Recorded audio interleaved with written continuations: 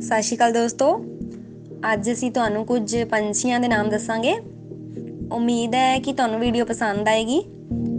ਅਗਰ ਪਸੰਦ ਆਏ ਤਾਂ ਵੀਡੀਓ ਨੂੰ ਲਾਈਕ ਤੇ ਚੈਨਲ ਨੂੰ ਸਬਸਕ੍ਰਾਈਬ ਕਰਨਾ ਨਾ ਭੁੱਲਣਾ। ਪੈਰਟ ਤੋਤਾ,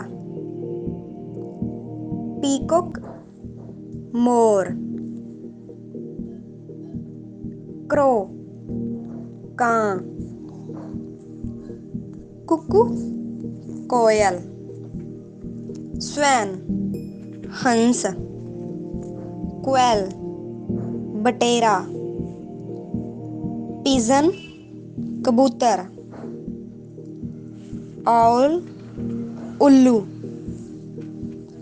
ਸਪੈਰੋ ਚਿੜੀ, ਨਾਈਟਿੰਗੇਲ ਬੁਲਬੁਲ।